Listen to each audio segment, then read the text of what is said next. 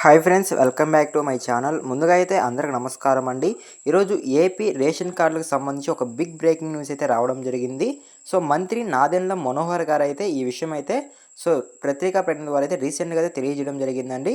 So కొత్త ration కార్డుల గురించి బిగ్ అప్డేట్. సో ఒకసారి చూసుకున్నట్లయితే కొత్త రేషన్ కార్డుల కోసం రేపటి నుంచి దరఖాస్తు చేసుకోవచ్చు అని మంత్రి నాదెండ్ల మనోహర్ గారు అయితే తెలియజేయడం జరిగిందండి.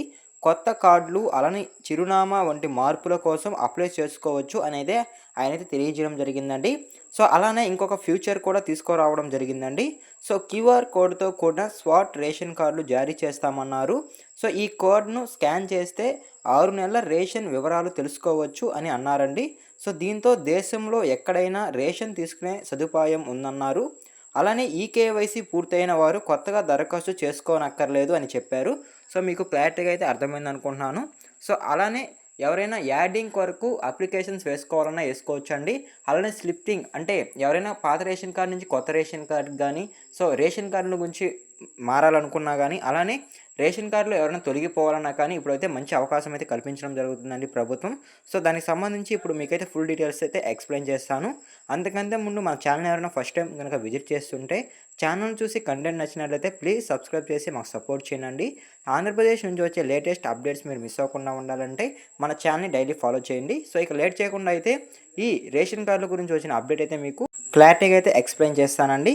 సో ముందుగా చూసుకున్నట్లయితే 7 రకాల ఆప్షన్స్ అయితే విడుదల చేయడం జరిగిందండి ప్రభుత్వం అయితే. సో ఏపీ సేవా పోర్ట్ అంటే అధికారిక వెబ్సైట్లో అయితే ఈ 7 రకాల ఆప్షన్స్ అయితే విడుదల చేయడం జరిగింది. ఒకసారి ఆ 7 రకాల ఆప్షన్స్ చూసుకున్నట్లయితే మీరు ముందుగా క్రోమ్ బ్రౌజర్లోకి వెళ్ళి ఏపీ సేవా పోర్ట్ అని టైప్ చేస్తే ఒక వెబ్సైట్ అయితే రావడం జరుగుతుందండి. సో ఆ వెబ్సైట్ ఓపెన్ చేయగానే ఇంటర్ఫేస్ అనేది ఇలా రావడం జరుగుతుంది. సో అక్కడ కొన్ని ఆప్షన్స్ అయితే ఇవ్వడం జరిగిందండి ప్రభుత్వం రీసెంట్గా అయితే. సో 7 రకాల ఆప్షన్స్ అయితే ఇవ్వడం జరిగింది. సో మీరు చూస్తున్నట్లయితే సో మొదటిగా చూసుకున్నట్లయితే న్యూ రైస్ కార్డ్ అనేది ఇవ్వడం జరిగిందండి.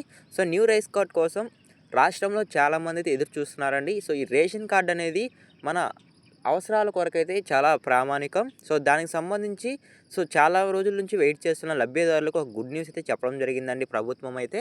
సో న్యూ రేషన్ కార్డు అనేది ఈ రోజు నుంచి దరఖాస్తు చేసుకోవచ్చు అని అయితే మంత్రి నాదెండ్ల మనోహర్ గారు అయితే మనకి క్లారిటీగా అయితే తెలియజేయడం జరిగిందండి.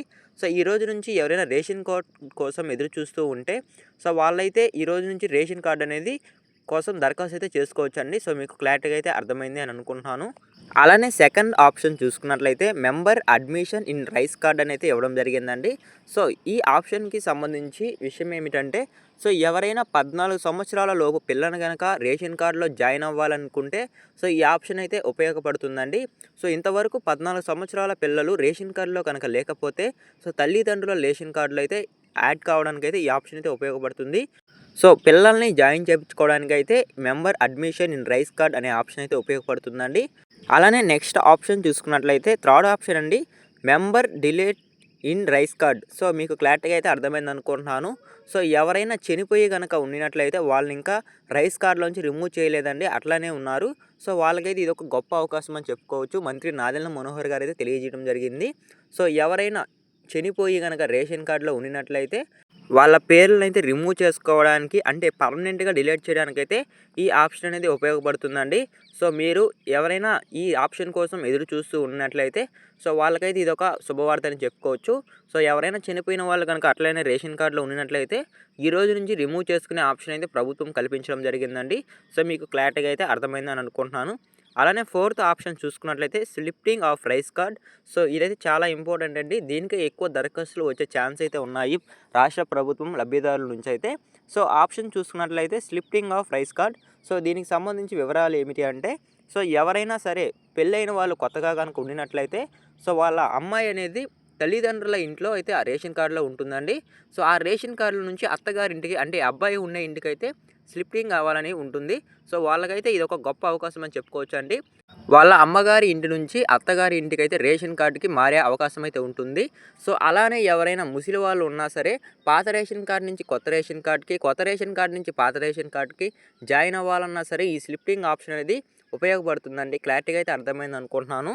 ఈ ఆప్షన్ అనేది చాలామందికి ఉపయోగపడుతుందండి. సో, రీసెంట్‌గా చూసుకున్నట్లయితే ఒక రేషన్ కార్డ్‌లో వాళ్ళు వేరే విలేజ్‌కెళ్ళి మళ్ళీ రేషన్ ఇచ్చే సమయానికి ఈ విలేజ్‌కి రావాల్సి ఉండేది.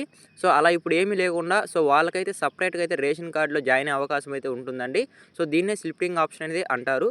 సో, ఇదైతే ముఖ్యంగా పెళ్ళైన వాళ్ళకి, అలానే దూర ప్రాంతాల్లో నుంచి వచ్చి రేషన్ తీసుకునే వాళ్ళకి కూడా ఇదొక మంచి అవకాశం అని చెప్పుకోవచ్చండి ప్రభుత్వం నుంచి అయితే. మీకు క్లారిటీగా అయితే అర్థమైందనుకుంటున్నాను. ఈ ఆప్షన్ కూడా ఈ రోజు నుంచి ఎనేబుల్ అయితే కావడం జరిగిందండి. ఈ రోజు నుంచి స్లిప్పింగ్ ఆప్షన్ అయితే మీరు చేసుకోవచ్చు. అలానే సిక్స్త్ ఆప్షన్ చూసుకున్నట్లయితే correction of wrong Aadhaar sending. ఎవరైనా ఆధార్ కార్డ్ వివరాలనేది రేషన్ కార్డ్స్ కోసం తప్పుగా కనుక ఇచ్చినట్లయితే వాళ్ళ వివరాలనేది కరెక్ట్‌గా ఇచ్చేదానికైతే చూసుకోవచ్చండి. ఆధార్ సెండింగ్‌లో ఏదైనా మీరు పొరపాటు గనుక చేసినట్లయితే ఆ పొరపాట్లను కూడా ఇప్పుడైతే సరిదిద్దుకునే అవకాశం అయితే కల్పించబోతుంది ప్రభుత్వం అయితే. ఆధార్ కార్డ్‌లో నుంచి ఎవరైనా తప్పు వివరాలు గనుక ఇచ్చినట్లయితే ఆ వివరాలను చూసి మీరైతే సరిదిద్దుకోవచ్చండి. మీకు క్లారిటీగా అయితే అర్థమైందనుకుంటున్నాను. అలానే సెవెంత్ వన్ ఆప్షన్ చూసుకున్నట్లయితే change of address in rice card.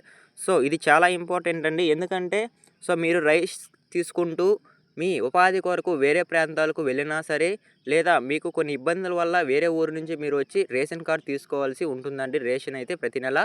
అలా ఏం లేకుండా ఇప్పుడైతే మంత్రి నాదెళ్ల మనోహర్ గారు అయితే ఒక అప్డేట్ అయితే ఇవ్వడం జరిగిందండి. మీరైతే అడ్రస్ అనేది చేంజ్ చేపించుకోవచ్చండి. మీరు ఎక్కడ ఉంటున్నారో ఆ రేషన్కి అయితే మీరు రేషన్ తీసుకునే విధంగా అయితే అడ్రస్ అనేది చేంజ్ చేసుకోవచ్చు. ఇది ఎక్కువగా అయితే ఉపాధి అంటే పనులకు వెళ్ళిన వాళ్ళకైతే వేరే ప్రాంతాలకు వాళ్ళకైతే ఉపయోగపడుతుందండి. ఎవరైనా ఈ అడ్రస్ చేంజ్ చేసుకోవాలి అని అనుకుంటే ఈ ఆప్షన్ అయితే ఉపయోగపడుతుంది. చాలా వరకైతే వేరే ఊర్లో ఉన్నవాళ్ళు పెన్షన్ ప్రతి నెల వచ్చి అలానే తీసుకుంటున్నారు. అలానే ఇప్పుడు కూడా రేషన్ కూడా తీసుకుంటున్నారండి అలానే. వాళ్ళకైతే ఇదో గొప్ప అవకాశం అని చెప్పుకోవచ్చు. వాళ్ళకి కూడా వాళ్ళ ఉండే దగ్గరికి రేషన్ అందుబాటులో చేసేలా అయితే ప్రభుత్వం ఈ నిర్ణయం అయితే తీసుకోవడం జరిగింది.